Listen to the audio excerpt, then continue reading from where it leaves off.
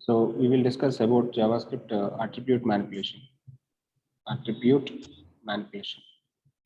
There are multiple things for attribute manipulation for the attribute term operations. Attribute term operations. So this is very simple concept. We will try to work with the three methods. We will try to work with the three methods. One is a set attribute. Set attribute. One is a set attribute which is having two parameters. The first parameter is attribute name, and the second parameter is attribute value. Attribute value. First parameter is attribute name, second parameter is attribute value, and one more method is get attribute. First method is set attribute, second method is get attribute. Get attribute, and what we need to do is attribute name. And the third thing, remove attribute. If you want, you can remove attribute also. This is camel case. Please try to understand. This is camel case, and again attribute name I need to provide. So we'll try to work out all these three methods. One is the set attribute, one is the get attribute, one is the remove attribute. For example, guys, whenever you have some HTML element, for example, I'm having some H1 element, H1 open, H1 close. And for this H1, I will be having some content inside the H1. H1 having lot of attributes, like you will be having title attribute, you will be having style attribute, you will be having a class attribute, and you will be having ID attribute. All these are attributes for your element. So whenever you have some element, your element is something like this. Your element is something like this. This is your paragraph, for example, or H1. I'm taking a H1 element here. H1 having lot of attributes. Attribute is nothing but a state of an object. Okay, so this H1 having some style attribute, and this H1 is having some class attribute, and this H1 is going to be having some title attribute, something like this. This H1 is having lot of attributes. All these attributes are in the open tag. All the attributes are in the open tag.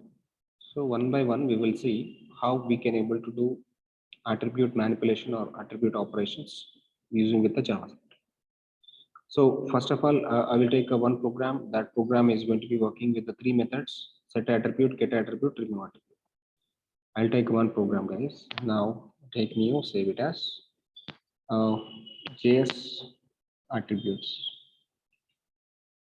JS attributes. JS attributes. Okay. So .html. JS attributes.html. I'm creating a new project for this, new application for this. JS attributes.html. Okay. Finally, I want to create three buttons first. I want to create a three buttons. Button. First one is set attribute, and I want to create two more buttons. First button is set attribute. Second button is get attribute. Third one is remove attribute. Get attribute. Third one is remove attribute. And attributes are going to be working on H1. I'm having H1 now, and for this particular H1, I don't have any attributes right now. Basically, for this H1, there are multiple attributes like style, you can say, and title, you can say, ID, you can say. A number of attributes you can able to say, but I'm not going to be giving any attribute like this. Class is equal to something, but I'm not going to be writing any attribute right now. So I want to add one attribute dynamically for this. I want to add one attribute dynamically for this. See, whenever you want to add an attribute dynamically, you need to write a JavaScript. Let me write a script file. And for all these three buttons, I'm going to be providing something like ID. ID is equal to, okay, set attribute. This is the first ID. And the second ID for this is second button. This is a get attr. And third button also having some ID. ID is equal to, this is going to be remove attribute. Remove attribute. There are three buttons having IDs separate. Set attribute, get attribute, remove attribute. For this H1, I want to do manipulation. But inside the script, I will write all the script for the attribute manipulation. And one more thing, I want to write a style sheet for the buttons. Buttons look like good. I'm taking all buttons now. Button is going to be having, first of all, I'm giving padding 20 pixel for all the buttons. Then background color of the button, each and every button, I will provide something like a blue color. And color of the buttons should be something like a white color buttons. And border radius for all the buttons, I'm going to be applying something like a 10 pixel.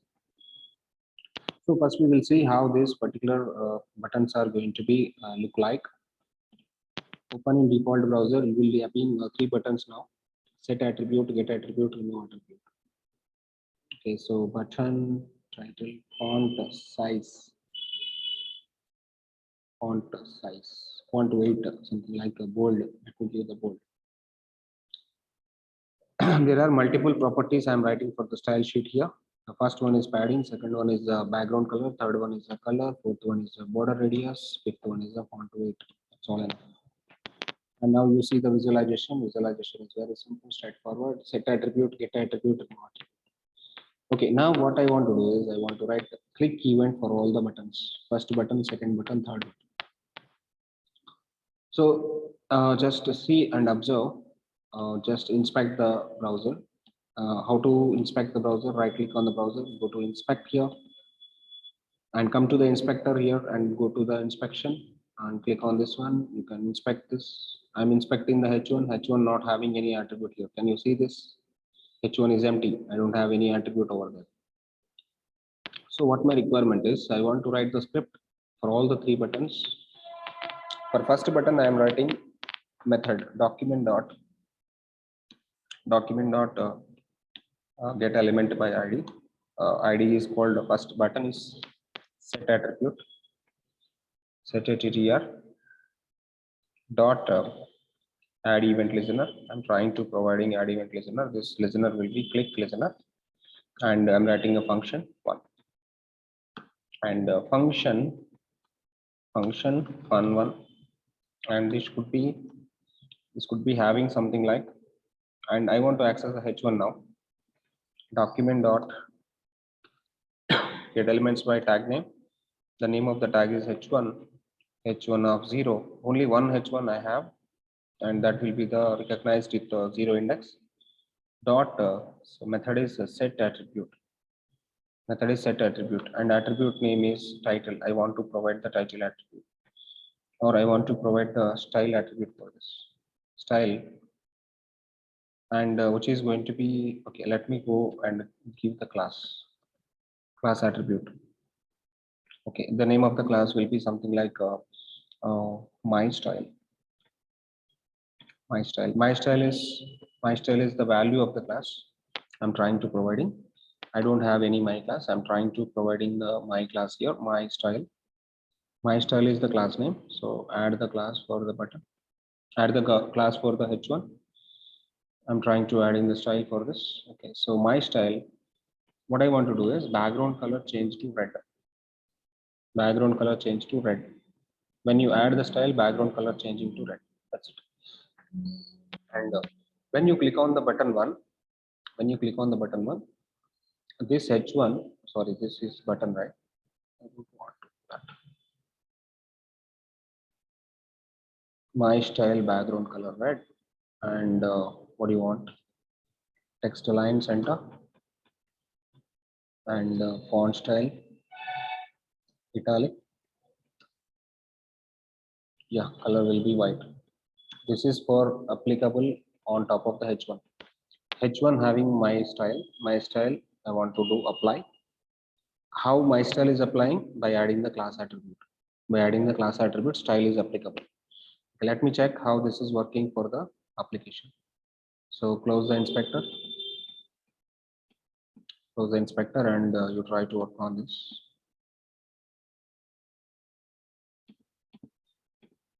Okay, open in default browser, and when I click on set attribute, yeah, so attribute got added. What attribute got added? Style attribute got added. Sorry, class attribute got added. With the class attribute, my style applicable. My style is applying on that. Okay, this is what actually set attribute method. This is actually called set attribute method. Okay, at the same time, I want to do work with a get attribute. I want to work with the get attribute method. So let me copy paste all the content. This will be the get attribute method. So ID called get attribute, click, and this is the function 2. And when I do function 2, I want to show the attribute name. I want to show the attribute name dot get attribute now. Get attribute. And what is the attribute? I need to get the class attribute. And whatever the attribute you are getting, I'll store in the variable called A. And I want to show attribute in the alert box, alert of A. Save it. By default, I don't have anything, just refresh it. When I click on set attribute, I got attribute applied called class, my class. And get attribute, when I click on get attribute, what is the name of the attribute I applied? My style. My style I got applied. So set attribute working, get attribute working. Set attribute working, get attribute working. Finally, I want to work with the remove attribute. How to work with the remove attribute? Concept is same. Concept is same. Just copy paste the complete thing, and this will be the remove attribute. Remove attribute. Remove attr. What is that? Rem. Rem. Remove attribute, and this is function 3. This is the function 3, and when I want to remove the attribute, this function 3 I need to apply. For function 3, what is happening? For function 3, what is happening? Just remove the attribute. Okay, it is document dot get element by ID. All these things are actually as usual. And this one I want to get. This one I want to get in the function 3. That one I want to get. Okay, so dot remove attribute. What is the name of the attribute I want to remove? I want to remove the style attribute. I need to remove. Sorry, class attribute. I need to remove class. So let get check now. So refresh it. Refresh it. Just observe when I click on set attribute, attribute is setting. When I click on remove attribute remove. Set attribute, get attribute. Okay, my style, and remove attribute. So attribute manipulation. Attribute manipulation, DOM operation you can do perform. DOM operation you can do perform. So can we do one more example on this? Can we do one more example on this? I'm working with one more example, attribute manipulation. Example 1. Example with image. Example with image.html. Try with that. So let me take one img src is equal to, I'm taking one image content. I'm taking one image src. Let me take one good image. Okay, so let me take some flower. Take any one of the flower. Let me take a good flower now. So let me go with the rose flower. Like it. Copy image address. Put in your src over there, and image is having very big size. Image is having very big size, and I don't want that image. Let me take a very nice one. I can go this one. Let me take right click, copy image address. Yes, okay, JPG file. Okay, first of all, I will check which image I got in the browser. I got this image in the browser. I got this image in the browser. What I want to do, I need to give set attribute and remove attribute.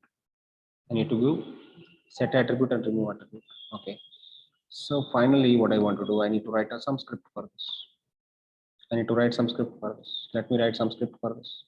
Script src. Sorry, script. And first of all, get image. Get image. How to get image? Document dot get elements by tag name. The name of the tag is your img of 0. Img of 0 dot set attribute. I am going to be setting some attribute called width attribute. I'm going to be setting some attribute called width attribute, and which is going to be applicable something like 400 pixel pixel, px. This is the first one. But when I do all these things, I need to do when I hover on the image. Okay, for that, dot add event listener. The listener is mouse over. The listener is mouse over. On mouse over, I need to write a function fun1 and a function fun1, which is going to be having some functionality. That functionality will be like this. I want to give an attribute called a width attribute. Okay, so width attribute is getting increasing for you. Width attribute is getting increasing for you. At the same time, when I do mouse out, when you do mouse out, when we do mouse out, function 2 is calling, and function 2 img2. So set attribute of width. I'm just removing the width. Whatever the width we have, just remove that. Or we can give the remove attribute. Remove attribute width and remove it. So that's it, enough. Can you please guys check it out how set attribute and get attribute both are working with the mouse over and mouse out. For mouse over, function 1 is calling. For mouse out, function 2 is calling. Just check it out, guys, and refresh it. And when I do mouse over, image is making down, and when I do mouse out, image is bigger. When I do mouse over, it is smaller one, and when I do mouse out, this is going to be changing. Can you see this, guys? So this process you can able to do work with your attribute behavior. Okay, one thing I will do. So by default, width is going to be I'm not giving the width. No problem.